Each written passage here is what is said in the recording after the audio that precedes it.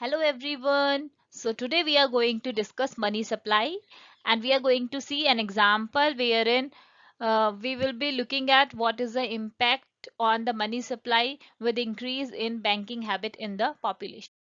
So our example is let's say there is a person P1 and he has some cash with him. So let's say this is the currency which is held by public. The next thing we have is that what is the vault cash of the bank, vault cash of bank, and next is what is the deposit of the people in the bank. So deposit of the public in the banks, and ultimately what is the money supply at that time. Money supply, let's say in the beginning the person P1 has 100 rupees. So initially these 100 rupees held by the public, and अगर इतने rupees public में है तो money supply इस time पे rupees 100 ही होगी. Okay, but अगर हम एक केस लेते हैं इन विच वी आर सेइंग कि पर्सन P1 के पास 100 रुपीस थे और उसने वो डिपॉजिट कर दिए बैंक में. तो कंप्लीट डिपॉजिट नहीं किया है. पर्सन P1 ने अपने पास रुपीस 50 है उसके पास अभी, एंड कितने डिपॉजिट कर दिए हैं, रुपीस 50 को डिपॉजिट कर दिया है. देन अब एक और केस है कि जो आरबीआई होती है, आरबीआई ने एक कंडीशन लगाई हुई है कि जो टोटल अमाउंट बैंक के पास आएगा उस टोटल अमाउंट को आप लैंडिंग नहीं कर सकते हैं. सो अराउंड 20% जो अमाउंट होता है उसको रिजर्व करके रखना होता है इन द फॉर्म ऑफ या तो सीआरआर की फॉर्म में या फिर एसएलआर की फॉर्म में. इस फॉर्म में बैंक को 20% of the total amount reserve रखना होता है. तो लेट्स से कि रुपीज 50 बैंक के पास आया है तो बैंक अब टोटल 50 को लैंड नहीं कर सकता है. बैंक को 20% रिजर्व रखना होगा, तो वो रिजर्व वो अपने वॉल्ट कैश में रख रहा है. तो कितने रुपीज 10 वॉल्ट कैश में रखने पड़ेंगे. बाकी अमाउंट को वो लैंड कर सकते हैं. तो कितना amount is free to lend, rupees 40 is free to lend.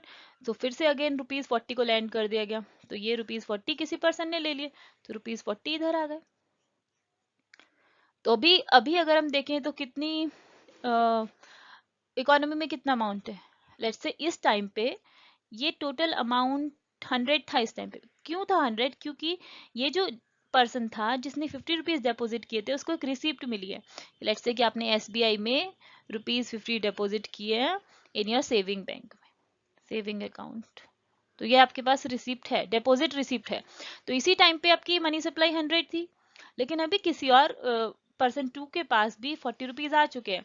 तो 100 पहले थी और अभी 40 ऐड हो गई है, तो कितनी मनी सप्लाई हो गई, 140. तो this is how many supply is increase. अब हम आगे केस में देख सकते हैं फर्दर क्या होगा कि ये पर्सन P2 ने लेट्स से कि 20 रुपीज पर्सन P2 के पास हैं, एंड रेस्ट जो अमाउंट 20 था वो बैंक में डिपॉजिट कर दिए गए. अभी बैंक को इसमें से 20% अपने पास रखना है, तो रुपीज 4 बैंक ने अपने पास रखे एंड बाकी 16 को फिर से लैंड कर दिया.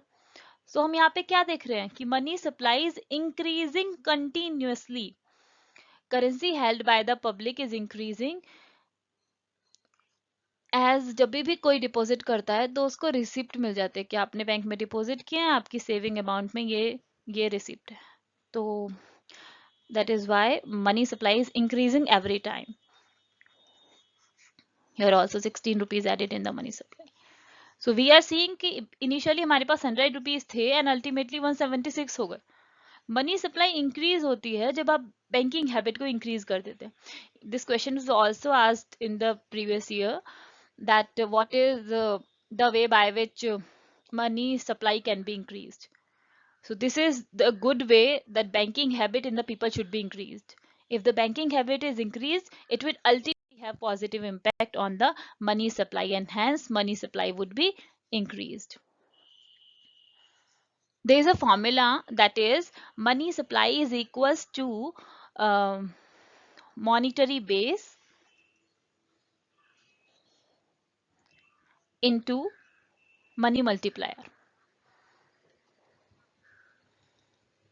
सो in this example let's say कि मॉनिटरी बेस हमारे पास ₹100 था, in the beginning we have ₹100, और बैंकिंग हैबिट के इंक्रीज होने की वजह से money is multiplied by 4 times, तो अल्टीमेटली मनी सप्लाई कितनी हो जाएगी? 400 हो जाएगी.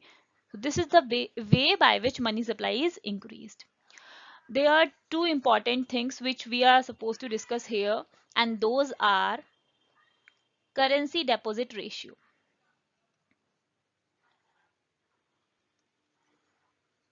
Currency deposit ratio means that how much banking habit is there in the people.